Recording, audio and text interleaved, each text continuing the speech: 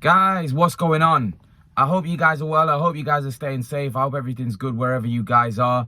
Guys, so yesterday I went on a rant about Andrade and what he's decided to do. He's decided to relinquish his WBO middleweight title. And it now has been confirmed that he is going to fight Zach Parker next to pursue a mandatory position for Canelo Alvarez. Look, I'm not, like I said, I think I'm embarrassed for him in the sense that he's now gone chasing Canelo and he's going to use an excuse. I mean, his fans are using excuse now. And look, I have communication with a few Andrade fans, and they've kind of saying, and I saw some of your guys' comments that were defending Andrade. I mean, at this point, like Rick Glazer put a tweet out saying, if there's any Andrade fans left out there, surely you can't back your boy anymore. I mean, at this point, it's becoming a bit of a fanboy. I mean, it's clearly fanboys now that are like, I'm sorry to say that Zach Parker, like some of these people are saying, I mean, Janibek and Zach Parker are on the same level. Like, if Janibek's a smaller guy than Zach Parker, if they fought, Janibek would destroy Zach Parker. Zach Parker's not, I mean, Zach Parker isn't like a top tier fighter like that.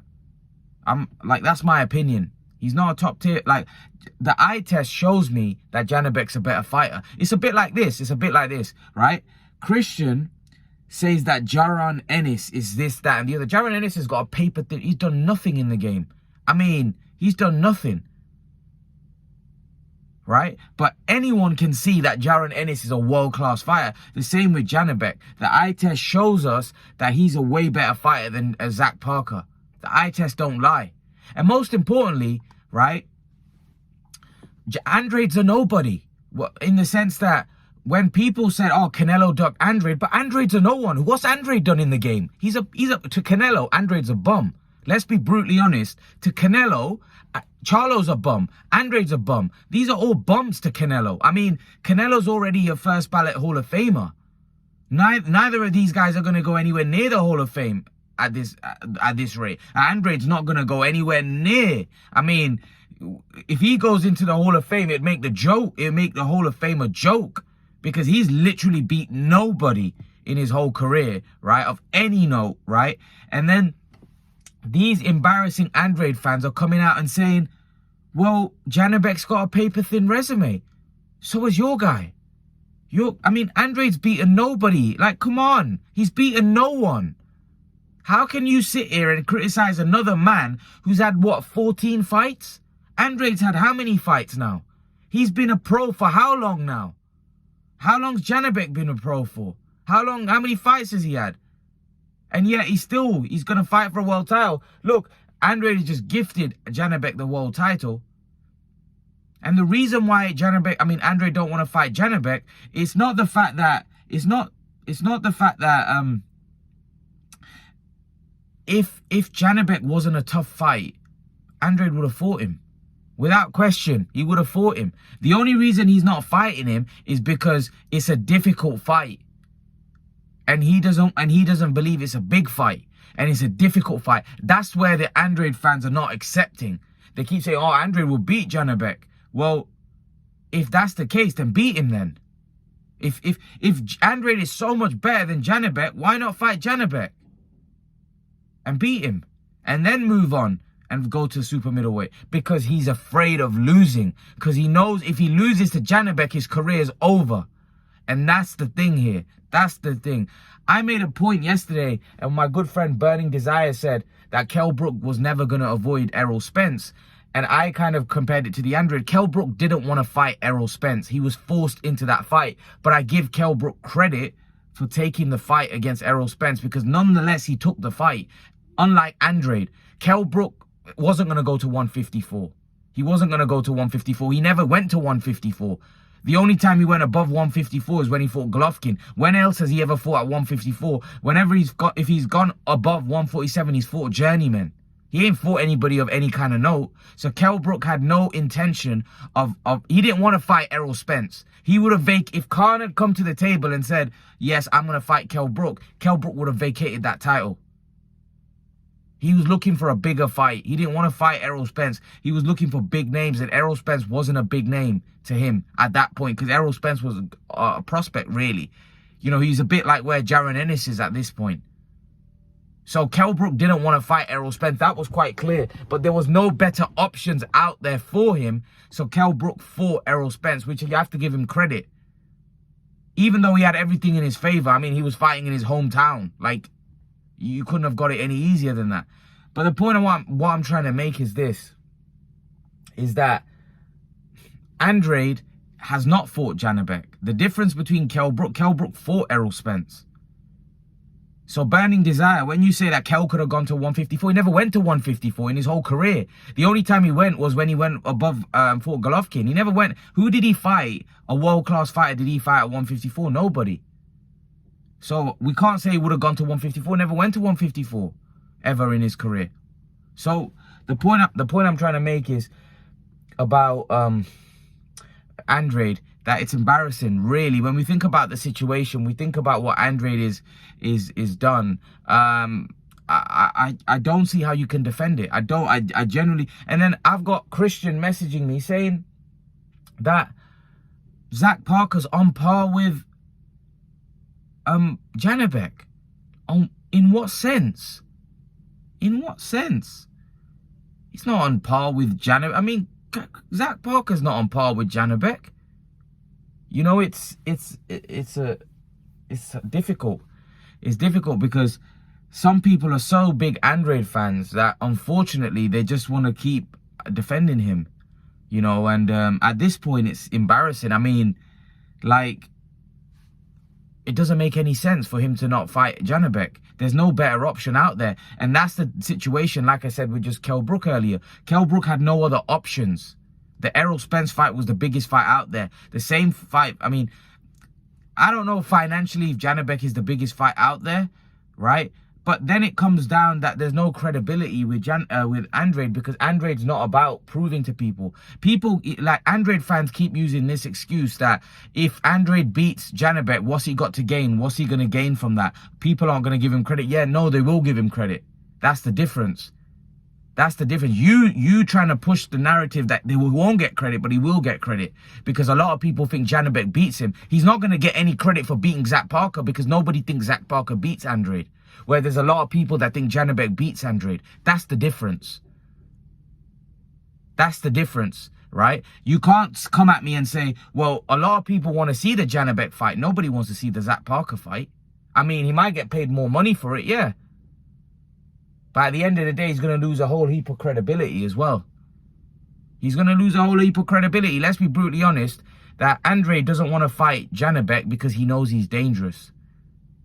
Put the money and all of that to one side. He knows he's dangerous. Because if it was an easy fight, I don't think he would have vacated this time. Nobody vacates a title unless they have a very good reason to. Nobody vacates a world title. Trust me when I say that. Because Zach Parker, I mean, Andrade's only leveraging power was the fact that he had a world title. If you take that world title away from him, he has nothing. And now he's putting himself in an even worse position because now what he's doing, he's trying to do what he did before. He's trying to put himself in a mandatory position to fight Canelo Alvarez, which we all know that Canelo does what he wants and when he wants. So that ain't going to make a tiddly difference whether he gets that fight with Canelo or not. And Andrade's just continuing to chase Canelo, which is embarrassing. But yet, Andrade fans criticize Canelo for not fighting him. But yet, and then they say, well, oh, why isn't Canelo fighting Andrade? I mean, and criticize Canelo's resume and this, that, and the other. And then on the same time, they say, well, Janibek's fought nobody and he doesn't deserve. I mean, what has he done? You know, at the same time, you're contradicting yourself. Because to Canelo, Andrade's a bum. Let's be brutally honest. That's the truth.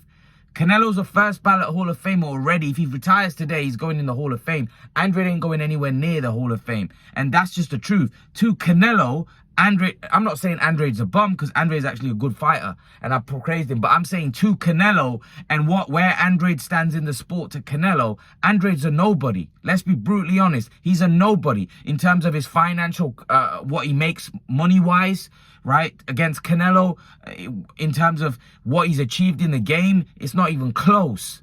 I mean, any normal person would admit that. I mean, look at the money that Canelo makes. Look at the names that Canelo's got on his resume. I mean, if you're gonna criticize Canelo's resume, let's go through Andrade's resume. The man's beat nobody. Like, I could go through his resume and I won't know who he's beat. But then at the same time, these Andrade fans say it's not about resume, it's about skill.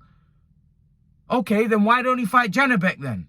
Because he hasn't got a great resume. But fight him then, because it's not about resume, it's about skill. Oh, no, but Andrade wants big fights. Andrade wants big fights. Yeah, he wants big fights. He wants big fights. I get it. Andrade wants big fights. Yeah, he wants big fights against Zach Parker, which is a massive fight. It's the fight of the century, isn't it? Fighting Zach Parker. Fight of the millennium, really. Fighting Zach Parker. You know, unbelievable. It's like so many contradictions. So many contradictions. Like, Andrade fans are starting to contradict themselves. That it's becoming embarrassing defending Andrade. I mean, like, I don't know what to say. I don't know what to say. You know, I don't know what to say, because it's so, like, it was so obvious what was gonna happen. Like, we all knew that he wasn't gonna fight Janibek. Like, he wasn't gonna take that fight. He wasn't gonna take that fight. I mean, I don't know. I don't know, man. Like, if he was going to fight David Benavidez next, if he was going to fight Caleb Plant next, I have no problem with him not fighting Janibek. But I do have a problem if he's going to fight Zach Parker next. Because I don't think Zach Parker's on the same level as Janibek. I think Janibek's more dangerous. I think Janibek's a harder fight. And I think he's a better fighter. His skills prove that. Like I said to you, Virgil Ortiz has a better resume than Jaron Ennis. He does. He has a better resume. I mean, go and look at it. He's got a better resume. He's beaten better fighters. I mean, he beat Kavaliauskas. You know, that's a great win. I mean, Kavaliauskas is a good fighter. So the point I'm trying to make is that if Jaron Ennis fought Ortiz, I'm picking Jaron Ennis. I think Jaron Ennis is a better fighter than Ortiz. So the point I'm trying to make is, what's that got to do with anything? I mean, the eye test tells me that Ennis is better. So the same way the eye test tells me Janibek is a much better fighter than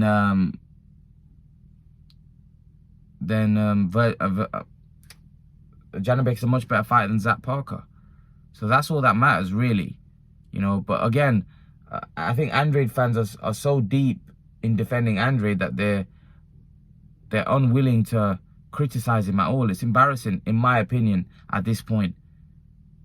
At this point, I don't think you can defend Andrade anymore. I mean, yeah, you can't. You just can't. And I'm not interested in the Zach Parker fight, to be honest with you. And yeah, I'm not interested because, like I said, Canelo is going to probably fight Bivol again next. I mean, after Golovkin, he's going to fight Bivol again.